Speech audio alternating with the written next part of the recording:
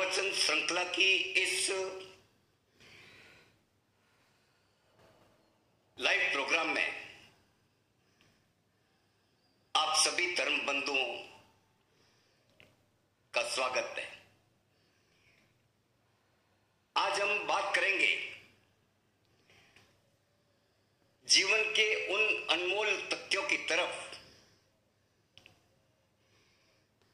जो हमारे जीवन के निर्माण में, हमारे संस्कारों में तथा हमारे व्यवहार के अंदर एक अनमोल भूमिका निभाते हैं। हमारे जीवन में ऐसे कई तथ्य हमारे आसपास में हमारे जीवन को नित्य प्रतिदिन प्रभावित करते हैं, परंतु अनेक कार्यों की वजह से हम उन्हें या तो नजरअंदाज करते हैं या उपेक्षा करते हैं या हीन या दीन मानते हैं, जिसके कारण हमारे मानव जीवन का समस्त अस्तित्व, समूचा अस्तित्व कष्टों से गिरता हुआ और त्राहिमाम करने के लिए विवश हो जाता है। आज हम बात करते हैं प्रकृति के उस श्रेष्ठतम उपहार की, जिसे हम नारी कहते हैं। जी हां, क्योंकि हर स्त्री की इच्छा होती है कि उसे संतान सुख अवश्य मिले। संतान की प्राप्ति मां का सबसे बड़ा सुख तथा प्रकृति का विचित्र उपहार है। पारंपरिक सोच के कारण तथा प्रकृति द्वारा की गई रचना के अनुसार पुरुष वर्ग नर स्वरूप की महत्ता बढ़ जाती है। साथ ही हमारे पारिवारिक स्वरूप में भी लड़के का जन्म लड़कियों की अपेक्षा अच्छा माना जाता रहा है। शारीरिक गठन, शक्ति, बल, कार्य क्षमता जैसे अनेक कार्य ऐसे हैं जो पुरुष की श्रेष्ठता को बनाए रखती है, परंतु हम बहुत गलतफहमी में रहते हैं। नारी हर मायने में पुरुष से श्रेष्ठ होती है और मानी गई है। अर्थ प्रधानता के कारण पुरुष वर्ग स्वयं को श्रेष्ठ मानने की भूल करता आया है। इसीलिए परंपरा बन चुकी है कि स्त्रियों के महत्व को कम करके आंकने की। यही कारण है कि बच्ची के जन्म पर बालक के जन्म जैसा उत्साह नहीं रहता। यह शाश्वत सत्य की स्त्री तथा पुरुष दोनों इस सृष्टि के जीवित रखने के लिए आवश्यक अंग है। प्रकृति ने नारी को मातृत्व का अनुपम उपहार दिया है। शक्ति की जननी नारी को आज जन्म से पहले नारी अपने ही हाथों खत्म करने पर आमादा हो रही है। नारी को न केवल दीनहीन बनाया जा रहा है, अपितु जन्म के अधिकार से भी वंचित किया जा रहा है। इसी कारण अधिकांश इसके लालन पालन, शिक्षा, स्वास्थ्य इत्यादि में भी भेदभाव, उपेक्षा या पर्याप्त ध्यान नहीं दिया जाता है। पौरुष को जन्म देने वाली सृष्टि की रचयिता, ममता व करुणा की मूर्ति, अपने सभी सुखों को अपने पुत्रों के लिए त्याग करने वाली वह पावन पवित्र मां, अपने ही द्वारा जन्म लेने वाले पौरुष से कुचली जा रही है। मां जब पुत्र अथवा पुत्री को जन्म देती है तब 9 माह तक अपने गर्भ में रखती है। अपने खून व मज्जा से गर्भ में असह वेदना सहते हुए भी अपनी संतान का सुरक्षित पालन करती है। गर्भस्थ शिशु को प्रेरणादायी बातें बताकर सुसंस्कारों का बीजारोपण आरंभ कर देती है। अपनी संतान उत्पन्न करने के लिए उठना बैठना, खाना पीना सभी कुछ अपने बच्चे के अनुरूप कर लेती है। इतनी पीड़ा सहन करने पर भी करुणा की मूर्ति मां के वात्सल्य में कोई कमी नहीं आती। हमें यह कभी नहीं भूलना चाहिए कि हमारा संपूर्ण अस्तित्व, चाहे शरीर हो या मन, बुद्धि, विवेक, मां ने अपने अंगों को धीरे धीरे हमारे अंदर प्ररूपित किया है। यह पूरा शरीर हमारा वैभव, हमारा सौंदर्य, सभी कुछ सबसे पहले मां का ही अधिकार है। और आज कलयुगी मां, इनको भी समझना होगा कि पेट के अंदर पलने वाला शिशु मेरे ही सांस और मज्जा से निर्मित हो रहा है। बालक चाहे लड़का हो या लड़की, दोनों मेरे लिए समान है। दोनों के पालन में समान शरीर की ऊर्जा व्यय की है, अतः दोनों को जन्म लेने का समान अधिकार है। क्योंकि मां एक विशिष्ट स्वरूप है। उसकी ममता बड़ी निराली है। हम 2 लाइनों के माध्यम से इस स्वरचित रचना के माध्यम से भी मां की महत्ता को आपके सामने प्रस्तुत करें। मां की ममता बड़ी निराली, मां की ममता बड़ी निराली, जीवन में खुशियां लाती है। जिसकी माता बिछड़ गई नहीं कोई भी उसका साथी है। जिसकी माता बिछड़ गई नहीं कोई भी उसका साथी है। मां की ममता बड़ी निराली, मां की ममता बड़ी निराली, जीवन में खुशियां लाती है। जिनकी माता बिछड़ गई नहीं कोई भी उसका साथी है। और जिनकी माता बिछड़ गई नहीं कोई भी उनका साथी है। दुख देखे 9 महीने तक दुखी न देखा बालक को। दुख देखे 9 महीने तक दुखी न देखा बालक को। गीले में सोकर जिसने नहीं सुलाया बालक को। गीले में सोकर जिसने नहीं सुलाया बालक को। आंचल से लगाया अमृत पिलाया, आंचल से लगाया अमृत पिलाया। मन ही मन हर्षाती है। जिनकी माता बिछड़ गई नहीं कोई भी उसका साथी है। और जिनकी माता बिछड़ गई नहीं कोई भी उसका साथी है।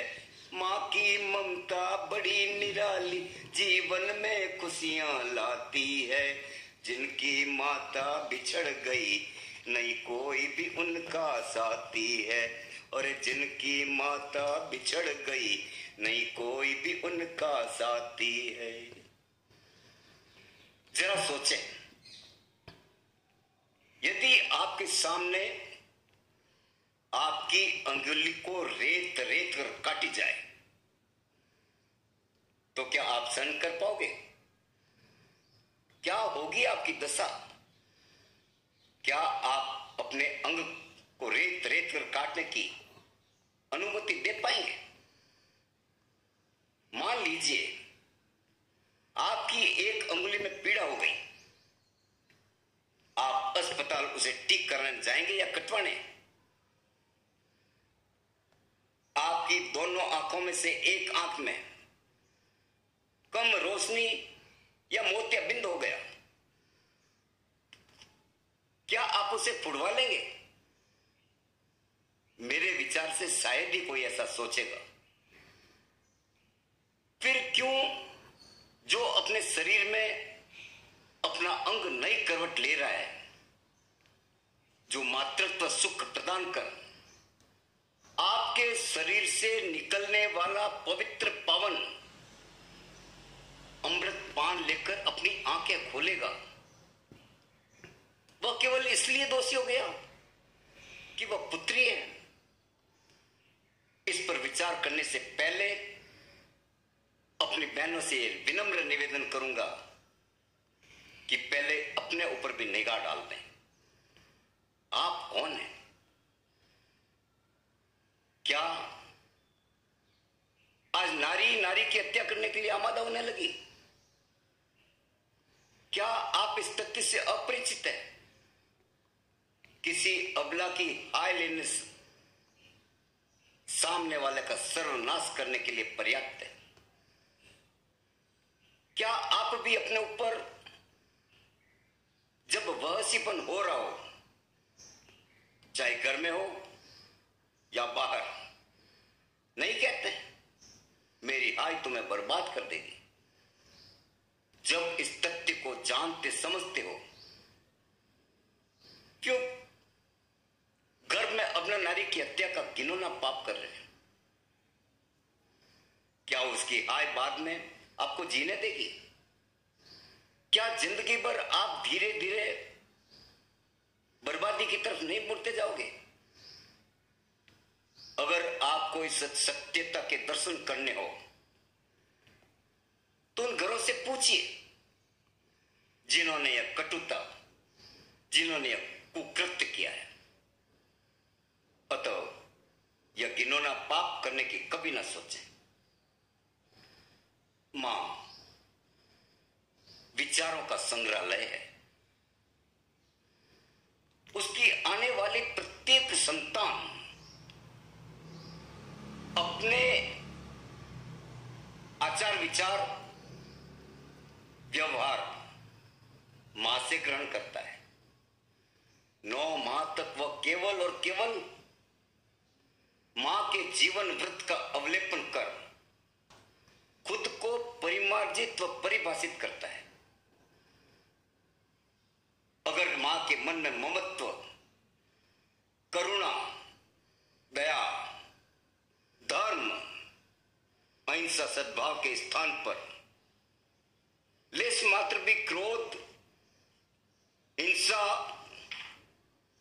ईर्ष्या, छल कपट, द्वेष के भाव होंगे तो उस पाठशाला में अपना संपूर्ण अस्तित्व रमाने वाला जीवन क्या सीखेगा?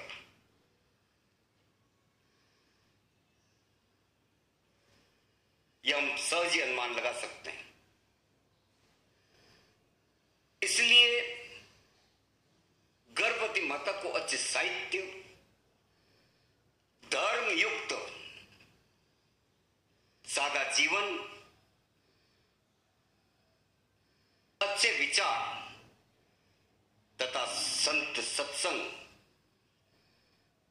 समागम का लाभ अधिक से अधिक दिलाने का प्रयत्न किया जाता रहा है, परंतु आज हमारी धन लोलुप जिंदगी में इन सभी बातों का महत्व गौण होता जा रहा है, जिसके दुष्परिणाम हमारे सामने हैं। पुत्र के जन्म पर हमें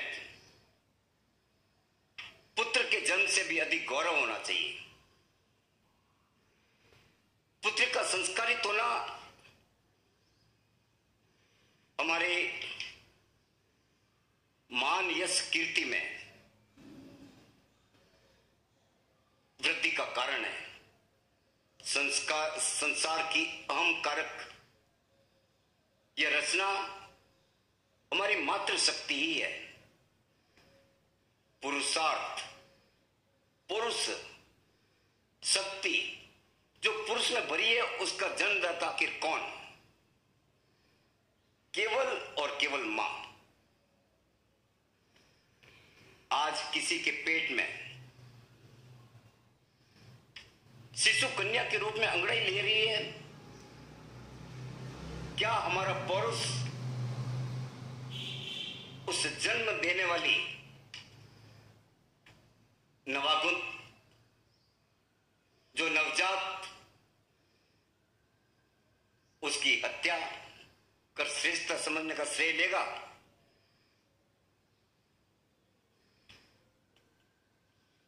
क्या यह कायरता और उस तत्व का प्रतीक होगा?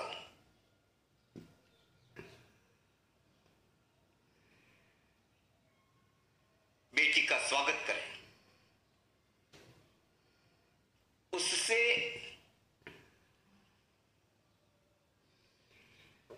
उसे जन्म से पहले ही मारने का कष्ट या जोखिम ना उठाए।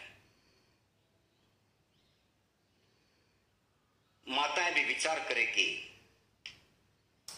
अपने शरीर में चाकू छुरी चलवा कर वह आप जीवन भर रोगों को निमंत्रण दे रही है। जीवन लेना सरल है, पर जीवन देना कठिन है। और नया जन्म देना असंभव, परंतु केवल मां ही इस असंभव को संभव करने के लिए दैवीय क्षमता रखती है। इस पर किया गया अन्याय कभी माफ होने योग्य नहीं हो सकता। पता नहीं क्यों बेटी को देख सिकुड़ती है हमारी नाक भौएं। बेटी को देख सिकुड़ती है हमारी नाक भौएं। बेटा मिल जाए तो सरल होती है सारी राहें। बेटी को देख सिकुड़ती है हमारी नाक भौएं। बेटा मिल जाए तो सरल हो जाती है सारी राहें। क्यों आज नारी नारी से बिदकने लगी? क्यों आज नारी नारी से बिदकने लगी? दिल में खंजर को अपने ही लगाने लगी। क्यों आज नारी नारी से बिदकने लगी? दिल में खंजर वो अपने ही लगाने लगी। तो आइए बेटी के जन्म पर इतनी खुशियां मनाएं कि देखने वाले सभी बेटियों के सीने गर्व से झूम उठे कि हम श्रेष्ठ हैं, सबसे श्रेष्ठ। पुत्र का जन्म भी श्रेष्ठ होता है, परंतु तुलनात्मक दृष्टिकोण से नहीं देखें। दोनों का अपना अपना कार्य है, शक्ति है, क्षमता है, वैचारिक सोच है, परंतु दोनों का होना व मिलना ही संपूर्णता है। दोनों जीवन रूपी रथ के दो पहिए हैं।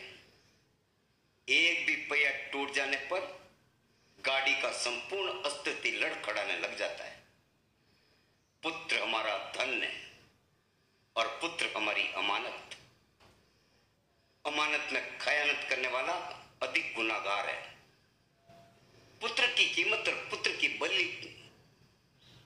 बलि कदापि न लें। आज हम उस शक्ति और उसको जन्म देने वाली सृष्टि का श्रृंगार प्रेम शक्ति व भक्ति का प्रतीक, कुल निर्माता, जगत जननी मां का स्वरूपा नारी को अबला व निर्बला मानने की भूल कदापि न करें। मैं समस्त माता बहनों को संबोधित करते हुए एक स्वरचित रचना के माध्यम से कहूंगा, आज की नारी बेचारी स्त्री, स्त्री बेचारी स्त्री, स्त्री बेचारी स्त्री जननी है पुरुषों की, स्त्री बेचारी स्त्री जननी है पुरुषों की शक्ति की, फिर भी वह अबला है स्त्री बेचारी स्त्री। स्त्री बेचारी स्त्री जननी है पुरुषों की शक्ति की, फिर भी वह अबला है स्त्री बेचारी स्त्री। परम पिता परमेश्वर, परम पिता परमेश्वर जनक है पूरे जग के, परम पिता परमेश्वर जनक है पूरे जग के और शक्तिमान है सबसे। पर स्त्री जननी होकर भी बेचारी है, अबला है, अधीन है पुरुषों के। परम पिता परमेश्वर जनक है पूरे जग के और शक्तिमान है सबसे, परंतु स्त्री जननी होकर भी बेचारी है, अबला है, अधीन है पुरुषों के। ये जन्मदात्री लुटाती है अपना प्यार, ये जन्मदात्री लुटाती है अपना प्यार, समेटती है आंसू, समेटती है आंसू अपने आंचल में अपने पुत्रों के, समेटती है आंसू अपने आंचल में अपने पुत्रों के। पर हे अभागी लुटती है, पर हे अभागी लुटती है, सर्वस्व लुटकर पीती है आंसू, सर्वस्व लुटकर पीती है आंसू, लुटकर भी इन मर्दों से। ये जन्मदात्री लुटाती है अपना प्यार, समेटती है आंसू अपने आंचल में अपने पुत्रों के। पर हे अभागी लुटती है, सर्वस्व लुटकर पीती है आंसू, लुटकर भी इन मर्दों से। हे ईश्वर, ये क्या अन्याय किया, हे ईश्वर ये क्या अन्याय किया, खुद जनक होकर सर्वशक्तिमान हुआ। हे ईश्वर ये क्या अन्याय किया, खुद जनक होकर सर्वशक्तिमान हुआ और औरत जननी होकर भी क्यों कर उसका अपमान हुआ, और औरत जननी होकर भी क्यों कर उसका अपमान हुआ। हे ईश्वर ये क्या अन्याय किया, खुद जनक होकर सर्वशक्तिमान हुआ और औरत जननी होकर भी क्यों कर उसका अपमान हुआ। हे स्त्री तू प्यार की छांव है, हे स्त्री तू प्यार की छांव है, ममता का रूप है। हे स्त्री तू प्यार की छांव है, ममता का रूप है। तेरे प्यार बिना पुरुष अधूरा है, तेरे प्यार बिना पुरुष अधूरा है, फिर क्यों तू अबला है, निर्बला है। हे स्त्री तू प्यार की छांव है, ममता का रूप है। तेरे प्यार बिना पुरुष अधूरा है, फिर तू क्यों अबला है, निर्बला है। हे स्त्री तेरे रूप अनेक, हे स्त्री तेरे रूप अनेक, मां की ममता तो पत्नी का प्रेम। हे स्त्री तेरे रूप अनेक, मां की ममता तो पत्नी का प्रेम। प्यारी सी बहना तो दुर्गा सी चंडी, प्यारी सी बहना तो दुर्गा सी चंडी। ए जगजननी तू धन्य, ए जगजननी तू धन्य, सहकर भी दुख रोकर भी रहती चुप। ए जगजननी तू धन्य, सहकर भी दुख रोकर भी रहती चुप। तभी तो काहे नारी स्त्री बेचारी स्त्री। ए स्त्री तेरे रूप अनेक, मां की ममता तो पत्नी का प्रेम। प्यारी सी बहना तो दुर्गा सी चंडी। ए जगजननी तू धन्य, सहकर भी दुख रोकर भी रहती चुप। तभी तो काहे नारी स्त्री बेचारी स्त्री। प्रिय धर्म प्रेमी बंधु, आज हमने अपने संक्षिप्त उद्बोधन में नारी के विषय में आपसे चर्चा की। कल हम फिर इससे आगे बढ़ेंगे नारी और मां के विषय में कि क्यों हमारे जीवन के अंदर नारी की महत्व, नारी का रूप, नारी का स्वरूप महत्वपूर्ण है। आगे और चर्चा में आपसे चलेंगे और इसी मंगल भावना के साथ कि हम नारी के महत्व को समझें, अपने शब्दों को विराम दूंगा। जय महावीर।